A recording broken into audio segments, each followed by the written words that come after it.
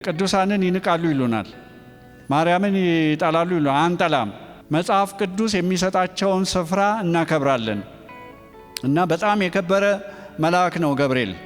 መናፍስት ናቸው ይላል። እዛ ክፍል ላይ ሄዳችሁ መመልከት ትችላላችሁ። የዳኑትን ለማገዝ የሚላኩ ምንድናቸው? መናፍስት ናቸው ይላል።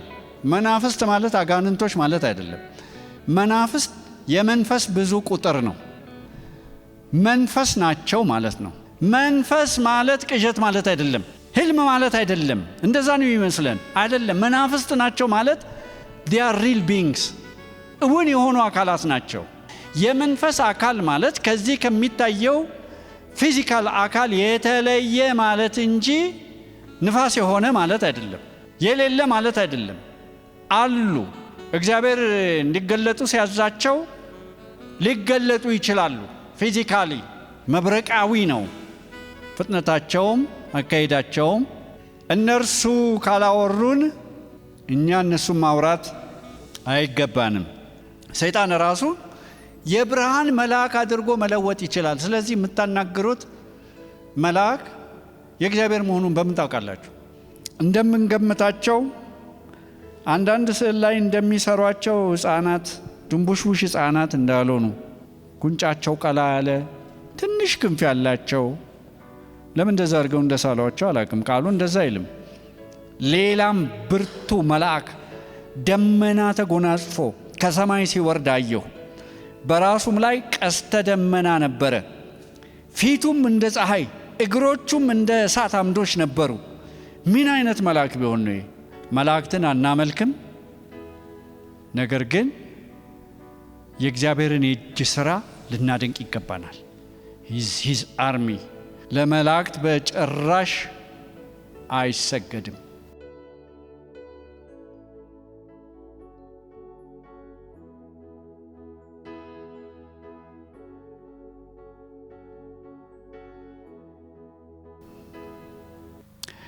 ገብርኤልን ሁላችሁም እንደምታውቁት መልእክተኛ መልአክ ነው።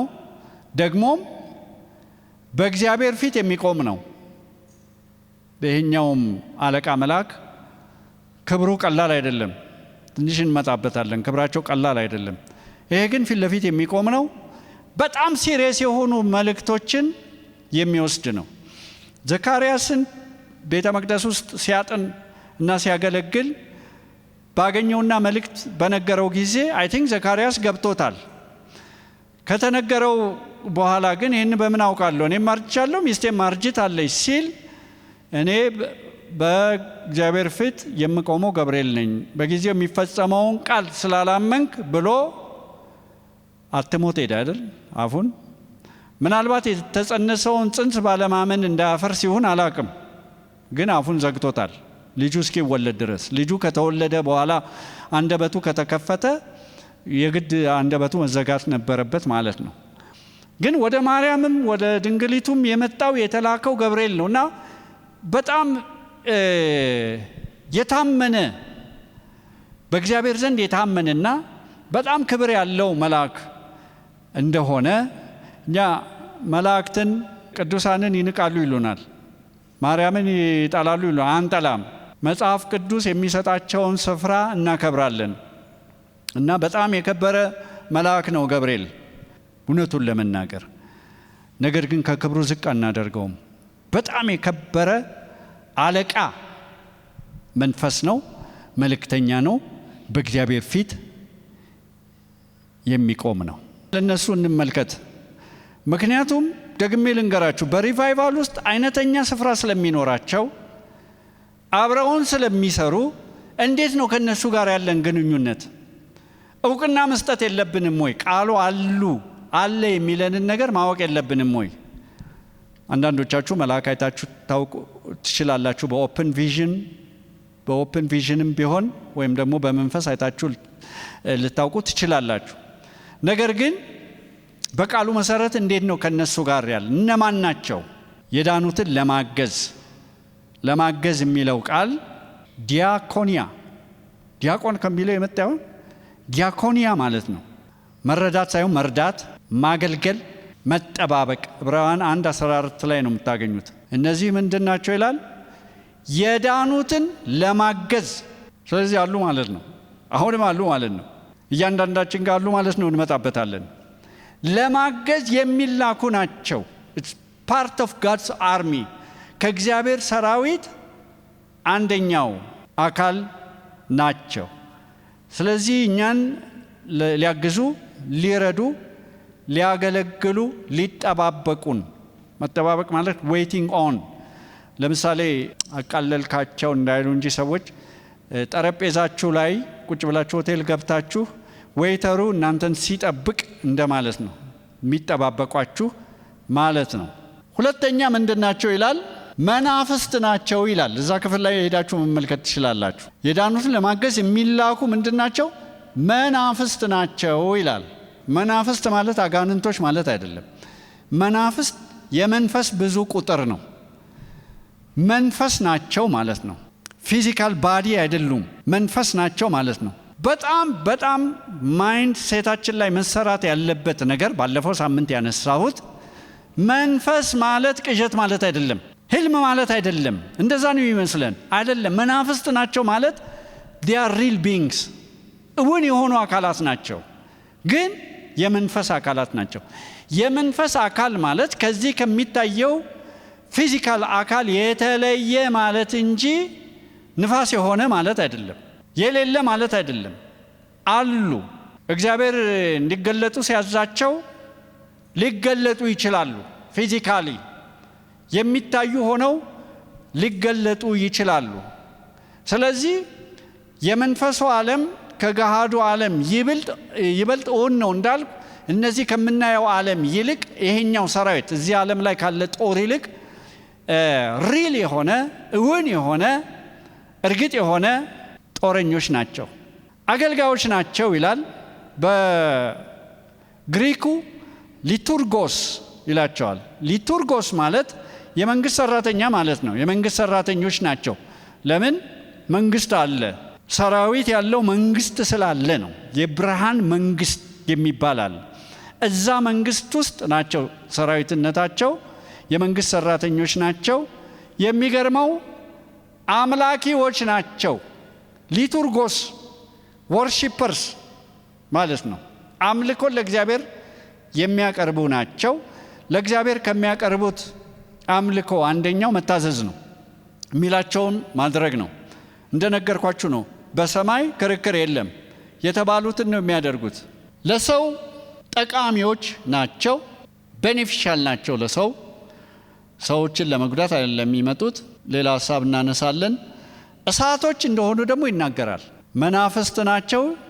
አገልጋዮቹን የእሳት ነበልባል የሚያደርግ ለዚህ የሚነዱ ናቸው። ይሄ እሳቶች የተባለው ፑር ነበልባል ማለት ነው። መብረቆች፣ መብረቃዊ ነው። ፍጥነታቸውም አካሄዳቸውም የሚቀጣጠሉ ናቸው። ሶስተኛ ግን መማር ያስፈለገበትን ምክንያት ትመለከታላችሁ። እነርሱ ካላወሩን እኛ እነሱን ማውራት አይገባንም። ለምን ይመስላችኋል? ኤግዛክትሊ እዚች ላይ ጠቅቷን ስላየ ሰይጣን ራሱ የብርሃን መልአክ አድርጎ ራሱን መለወጥ ስለሚችል አለ አይደል ጳውሎስ ሁለተኛ ቆሮንቶስ ምዕራፍ 11 ቁጥር 13 ላይ ስለነማን ሲናገር ነው? ስለ ሐሰተኛ ሐዋርያት ሲውዶ አፖስቶሎስ የሚባሉ ሐዋርያት ነን ይላሉ፣ ግን ሐዋርያት አይደሉም። የክርስቶስ አገልጋዮች ነን ይላሉ፣ ነገር ግን የክርስቶስ አገልጋዮች አይደሉም። እንደገና ሐሰተኛ አገልጋዮች የሚባሉ አሉ፣ ሸንጋይ የሆኑ። እነሱ የክርስቶስ አገልጋዮች ነን ቢሉ፣ እነዚህ ሐሰተኛ አገልጋዮች፣ ሐሰተኛ ሐዋርያት የክርስቶስ አገልጋይ ነን ቢሉ አይገርመንም። ምክንያቱም ሰይጣን ራሱ የብርሃን መልአክ አድርጎ መለወጥ ይችላል። ስለዚህ የምታናግሩት መልአክ የእግዚአብሔር መሆኑን በምን ታውቃላችሁ? አንዳንድ ሰዎች አሁን ይኑሮ አይኑሮ አላቅም፣ ከተማ ላይ መላእክቶችን ማዘዝ አታዛቸው፣ የሚላኩ ነው ያለው። ጸሎትህ እንዲላኩ ያደርጋቸዋል። ጸሎታችን፣ ምልጃችን፣ መንፈሳዊ ተጋድሏችን ከእግዚአብሔር ዘንድ እንዲላኩ ያደርጓቸዋል እንጂ እኛ እነሱን ዳይሬክትሊ ማዘዝ እንደማንችል በቃሉ ይህንን ነው የምንረዳው። ምክንያቱም የሚላኩ ብለዋል። እግዚአብሔርን ነው የሚሰሙት፣ እግዚአብሔርን ነው የሚታዘዙት። እናንተ እነሱን ግን ፈልጋችሁ የምታወሩ ከሆነ የምታዙ ከሆነ የትኛው መንፈስ እንደሆነ በምን ይለያል? ሰይጣን ራሱን የብርሃን መልአክ አድርጎ መለወጥ የሚችለው እንዴት ነው? እንዴት ነው የሚችለው? አንድ ቀን የብርሃን መልአክ ነበር፣ ያውቀዋል። የብርሃን መልአክ ምን እንደሚመስል ያውቀዋል። ስለዚህ ሰው በመንፈስ ቅዱስ ካልታገዘ፣ በቃሉ ካልተሞላ ሊታለል ይችላል። ብዙ የተታለሉ ሰዎች እናውቃለን። መልአክ አናገረኝ ብለው፣ እግዚአብሔር አናገረኝ ብለው የተታለሉ ሰዎች እናውቃለን። ስለዚህ እኛ ኢኒሼቲቭን ወስደን ከመልአክ ጋር እናወራም። እነሱ መጥተው ካወሩን ግን መልስ መስጠት እንችላለን። ያው የሚለይ መንፈስ አለን ከየትኛው ዓለም እንደሆነ። ሪቫይቫል እንደሚነሳ እርግጠኞች ነን፣ እየጠበቅን ነው። በጣም ብዙ መላእክት አገልግሎት በጣም በጋህር ሊገለጥ ይችላል። ሰዎች አሉ የምናውቃቸው የመሰከሩልን፣ መልአክ ያጀባቸው ሰዎች፣ መልአክ ካደጋ ጎትተው ያወጣቸው ሰዎች። እናንተም አንዳንድ ኤክስፒሪየንስ ይኖራቸዋል። እንዴት ነው የዳንኩት? እንዴት ነው ያመለጥኩት? አንዳንድ ጊዜ በፊልም እንኳን የሚያዙ ጉዳዮች እንዳሉ ታውቃላችሁ። መኪኖች ሊጋጩ ደርሰው በውስጥ ሲተላለፉ የመላእክት ኢንቮልቭመንት እንደሆነ አምናለሁ። ግን አሉ፣ እውቅና እንስጣቸው። ሰራዊት ነው፣ የእግዚአብሔር አርሚ ነው። ከእግዚአብሔር ሕዝብ ጋር አብሮ ጦርነትን የሚያካሂድ ነው። እነዚህ መላእክት በጣም ኃይለኛ ናቸው። ነገሥት 1935 ላይ ያለውን ታሪክ ታስታውሳላችሁ? ሰናክሬም የሚባል የአሦር ንጉሥ፣ በጣም በዛን ጊዜ በጣም ሰርቦ መንግስት ነው፣ ትልቅ መንግስት ነው፣ ብዙ መንግስታትን ያሸነፈ ነው። ትንሽቷን ኢየሩሳሌምን መጥቶ ከበባት አይደል? ብዙ ደነፋ፣ ብዙ ዛተ። ጀነራሎቹን ነው አክቹአሊ የላከው እና ከዛ በኋላ እግዚአብሔር በነቢዩ በኢሳይያስ በኩል መልስ ሰጠ አይደል? ድንግሊቱ ኢየሩሳሌም ራሷን ነቅንቃብሃለች። ይሄ ታሪክ የተለያየ ቦታ ላይ ታገኙታላችሁ። ኢሳይያስ 37 ላይ ይመስለኛል፣ እዛም ታገኙታላችሁ። ከዛ በኋላ ወጥቶ በአንድ ሌሊት አንድ መልአክ 185,000 ወታደር ገደለ። ጠዋት ሲነሱ ሁሉ በድን ሆኗል። አንድ መልአክ። ከዚህ በፊት እንዳነሳ ነው ኢየሱስ ክርስቶስ ብዙ ጭፍራ፣ ብዙ ጦር ሰራዊት ሊይዘው በመጣ ጊዜ ያው በወኔ ተነሳስቶ ጴጥሮስ የአንዱን ጆሮ ቆርጦላል። እኔ አባቴን ብለምን፣ እኔ አዛለሁ እንኳን አላለም። በስጋ በነበረ ጊዜ ኢየሱስ እኔ አባቴን ብለምን ስንት ጭፍራ ነው አይልክልኝም አለ አይደል? አንድ ጭፍራ ወደ 6,000 ከሆነ ብቻ ይሄ አንድ መልአክ 185,000 ያጠፋ። የዛን ጊዜ ኢየሱስ ወደ አባቱ ቢጸልይ የደህንነት ሥራ አይከናወንም እንጂ በምድር ላይ ያለውን ሰው ሁሉ ከምድረ ገጽ የማጥፋት ጉልበትና ኃይል ነበር። መናቅ የለብንም። እንደገና ራእይ ምዕራፍ 10 ላይ ሄዳችሁ ተመልከቱ። እንደምንገምታቸው አንዳንድ ስዕል ላይ እንደሚሰሯቸው ሕፃናት፣ ድንቡሽቡሽ ሕፃናት እንዳልሆኑ፣ ጉንጫቸው ቀላ ያለ ትንሽ ክንፍ ያላቸው፣ ለምን እንደዛ አድርገው እንደሳሏቸው አላውቅም። ቃሉ እንደዛ አይልም። ሌላም ብርቱ መልአክ ደመና ተጎናጽፎ ከሰማይ ሲወርድ አየሁ። በራሱም ላይ ቀስተ ደመና ነበረ። ፊቱም እንደ ፀሐይ፣ እግሮቹም እንደ እሳት አምዶች ነበሩ። ምን አይነት መልአክ ቢሆን ነው? የተከፈተችንም ታናሽ መጽሐፍ በእጁ ያዘ። ቀኝ እግሩንም በባህር ላይ ግራውንም በምድር ላይ አኖረ። እንደሚያገሳም አንበሳ በታላቅ ድምፅ ጮኸ። በጮኸም ጊዜ 7ቱ ነጎድጓድ በድምፃቸው ተናገሩ። እናቃቸውም እነማን እንደሆኑ። 7 ነጎድጓድ በተናገሩ ጊዜ ልጽፍ አሰብኩ። ከሰማይም 7ቱ ነጎድጓድ የተናገሩትን ነገር በማኅተም ዝጋው፣ አትጻፈውም የሚል ድምፅ ሰማሁ። በባህርና በምድርም ላይ ሲቆም ያየሁ መላእክት ቀኝ እጁን ወደ ሰማይ አሻቅቦ ዘረጋ። ሰማይንና በእርሱ ያሉትን፣ ምድርን በእርሷም ያሉትን፣ ባህርንና በእርሱ ያሉትን በፈጠረው በዘላለም ከዘላለም እስከ ዘላለም ድረስ ሕያው ሆኖ በሚኖረው ምሎ ወደፊት አይዘገይም ብሎ መልእክት ነገረው። ምድር እስክትበራ ድረስ እንደ ፀሐይ የሚያበራ ምን ሰራዊት እንደተቀላቀለን እየገባችሁ እየመጣ እንደሆነ አላውቅም። እግዚአብሔር የሰራዊት አምላክ እግዚአብሔር ስንል ሰራዊቱ ከባድ ነው። አንድ መልአክ ምድርን የሚያበራ ከሆነ እግዚአብሔር ራሱ ሲገለጥ 18:1 ላይ ከዚህ በኋላ ታላቅ ስልጣን ያለው ሌላ መልአክ ከሰማይ ሲወርድ አየሁ። በስልጣንም በክብርም በሃይራርኪም ይለያያሉ። ከክብሩም የተነሳ ምን ሆነ? ምድር በራች። ዋው! መላእክትን አናመልክም፣ ነገር ግን የእግዚአብሔርን የእጅ ሥራ ልናደንቅ ይገባናል። ሂዝ አርሚ ጀሆቫ ጸባኦት የሚመራው አርሚ ቀላል አርሚ አይደለም፣ ቃሉ እንደሚገልጥልን። 5ኛ ግን ለመላእክት አንሰግድም። እኔ አልሰግድም ምናምን ትላላችሁ አይደል? ራእይ 19:10 ላይ መልእክት ያመጣለትን ያናገረው መላእክት ልሰግድለት በእግሩ ስር ወደቅኩ ይላል። ለምን ይመስላችኋል? እንደው ጠርጥራችኋል? ዮሐንስ እኮ ቀላል እኮ ሐዋርያ አይደለም። በጣም ኤክስፒሪየንስድ ነው። በጣም ብዙ ዓመት የኖረ ነው። መልእክቶችን የጻፈ ነው። በኢየሱስ ደረት ላይ የተጠጋ ነው። በጣም ኢንቲሜትሊ ጌታን የሚያውቅ ነው። ምዕራፍ 1 ላይ የጌታን አስደንጋጭ የሆነ ክብር ያየን እንዴት ሊሰግድ ወደቀ። እኔ ግን የሚገርመኝ ይሄ አይደለም።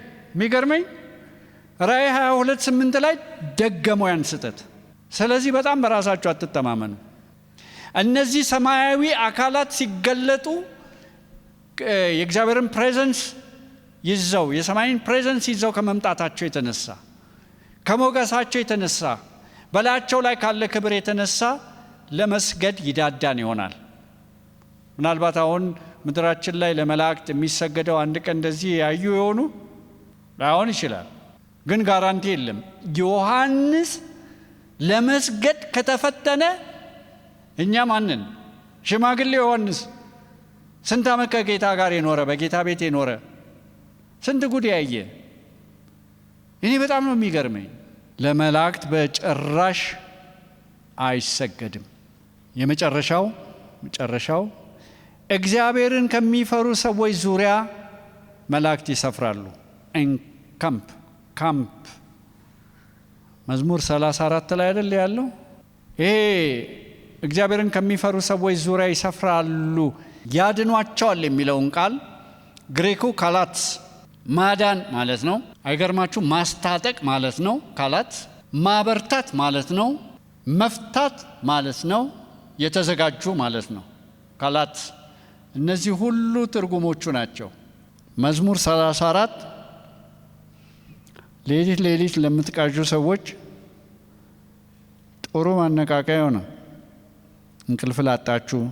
ቁጥር 7 የእግዚአብሔር መልአክ በሚፈሩት ሰዎች እግዚአብሔርን በሚፈሩት ሰዎች ዙሪያ ይሰፍራል ያድናቸውማል። እኔ እግዚአብሔር ለምንድን ነው እንደዚህ ያከበረን አላቅም። አሁን ገለጥኩላችሁ ምን አይነት እንደሆኑ የሰማይ ሰራዊት እንደሆኑ። እግዚአብሔር የዳኑትን ለማገዝ ይልካቸዋል። እሱ ብቻ አይደለም፣ ኤንካምፕ ያደርጓቸዋል። ይህም ብዙ ምስክርነት የሰማችሁ ይመስለኛል። ዚምባብዌ ላይ ይሁን ሞዛምቢክ ይሁን አሁን ረሳሁት፣ ሚሽነሪዎችን ታጥቀው መጥተው ለመግደል ብዙ ናቸው እና ቤታቸው በሙሉ ነጭ በለበሱ ሰራዊት የሚሽነሪዎቹ ተከቧል እና ስብርብራቸው ወጥቶ ነው እየሮጡ የጠፉት። በኋላ ሲናገሩ መጥቶ ሲፈተሽ ምንም ነገር የላቸውም ሰዎቹ። እነሱ ግን እርግጠኞች ነበሩ። በኋላ እነዛ ቅዱሳን ኦፍኮርስ ይገባቸዋል። የት ደበቃቸዋቸው? በዚህ እንትና ታሪክ ትዝ ይላል። አርተር ብሬሲት መስቀል የሚሸከመው የት ሀገር እንደሆነ ትዝ አይለኝም። የታጠቁ ሰዎች ይዘውት መስቀሉን እንደያዘ ሊገሉት እና አንዲት እህት ነው አይደል አሜሪካ ላይ አርተር ብሬሲት ችግር ላይ ነው ጸልይለት የሚል የክርስቲያኖች ጸሎት በጣም ይሰራል እምላችሁ ለዚህ ነው። እና እየማለደች ነበረ። ድንገት የማይታዩ ኃይላት መጥተው በቡጢ የዘረሯቸው። ተነስተው ነው የፈረጠጡት። የማይታይ እጅ ነው የሚመታቸው።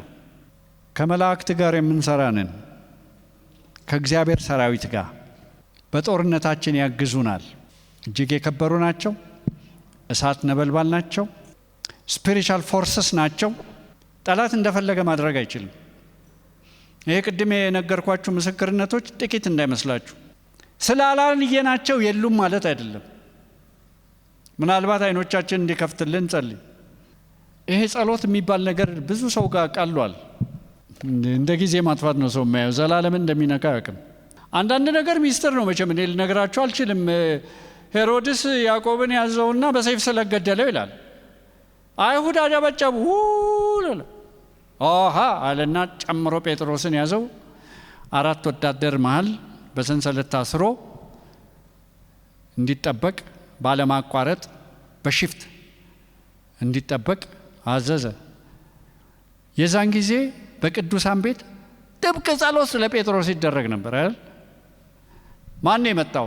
መልአክ። ግን የራሱ ጴጥሮስ በጣም ይገርመኛል። ነገ እንደሚሞታው እኮ ዛሬ ለሽ ብሎ መተኛት ምን ይባላል? ድብን ብሎ ጎድኑን መጥቶ ነው አይደል ያነቃው? እንደውም ህልም የሚያይ መስለው ነበረ። እና መልአኩ እየመራ በሩ አውቆ ተከፈተ። የመጨረሻው በር ከተከፈተ በኋላ ጥሎት ሄደ። የሚጸልዩ ሰዎች የማርቆስ እናት ቤት ነበር። ሮዳስ የምትባል አገልጋይ ነበረች። ሲያንኳኳ ጴጥሮስ፣ አረ ጴጥሮስ በር ላይ ቆሟል። አብደሻል አሏት። እንጸልያለን መልሳችንንም አንቀበልም እንላለን አንዳንዴ ሲመጣ። አሁን መቶ ሊሆን ይችላል ወገኖች ሆይ፣ ሰው ትንሽ ስለሆነ እግዚአብሔር እየሰራ አይደለም የሚል ማይንድ ሴት እንዳይኖረ። እሱ ግን አብዝቶ ማንኳኳቱን ቀጠለ። ከዛ በኋላ ነው በደስታ የተቀበሉት። መልአኩን ማን ነው አክቲቬት ያደረገው? በዛ ቤት የነበረው የቅዱሳን ጸሎት። ያዕቆብ ለምን ተገደለ? አላቅም። ጴጥሮስን ለምን አዳነው? ስራ አለው ማለት ነው፣ ያኛው ጨርሷል ማለት ነው፣ አላቅም። ጸሎታችን መላእክትን የእግዚአብሔርን ሰራዊት አክቲቬት ያደርጋል። ጸሎታችሁን አታቃሉ። ሃይማኖታዊ ስርዓት አይደለም እየፈጸምን ያለ ነው። ከኢተርኒቲ ጋር እጅ ላይ ተያይዘን አብረን እየሰራን ነው። ውደቅ ስንል የሚወድቁ ነገሮች አሉ። አሁን ቅድም ገዜ እንዳጸለየን ማለት ነው። የማይሰራ እንዳይመስላችሁ። ልቀቅ ስንል የሚለቅ ነገር አለ። ከሰዎች አእምሮ ላይ የሚለወጡ አስተሳሰቦች አሉ። የሚድኑ ሰዎች አሉ። ስለ ጸሎት የምንማረው ለዚህ ነው። የክብር ንጉሥ ሜሌክ ካቦድ እንዲገባ የምንጸልየው እኛ እንዲወረን እንድንንቀጠቀጥ ቺል እንድናረግ ጥሩ ጊዜ እንድናሳልፍ አይደለም። ሰዎች እንዲድኑ ነው። ካቦዱ ቤቱን ሲሞላው፣ ክብሩ ቤቱን ሲሞላው ያውቃሉ ይሄ ሃይማኖት እንዳልሆነ፣ ሪል እንደሆነ፣ የሞትና የህይወት ጉዳይ እንደሆነ። የገሃነም ደጅ የሚያስከፍት አለ፣ የሰማይ ደጅ የሚያስከፍት አለ። የሰማይ ደጅ ከሚያስከፍቱ መካከል ያድርገን። ሰማይ ደጅ ከተከፈተ ማልቲቲዩድ ይድናል። ለእኛ ዋነኛ እንትናችን እሱ ነው። በቃ እኛ እንዳመለጥን ሰው ማምለጡ ነው። አውቃለሁኝ አንዳንዶች ዋናው መዳን አይደለም፣ ዋናው ኪንግደም ላይፍ ስታይል ምድር ላይ ኖሮ ማለፍ ነው ይላሉ። ትክክል ነው። ግን መጀመሪያ ሰው መዳን አለበት። ያንንም ለማስተማር መዳን እኔ ዋነኛ ነገር ነው አድርጌ የማየው። ማለት ዋነኛ አይደለም የሚሉ እንዴ፣ እሱ ዋነኛ ካልሆነ ምን ዋነኛ ይሆናል? ስለዚህ የክብር ንጉሥ ይግባ፣ መኳንንቶች በሮችን ክፈቱ ብላችሁ ታዘምሩናላችሁ። በእግሮቻችን እንቁም።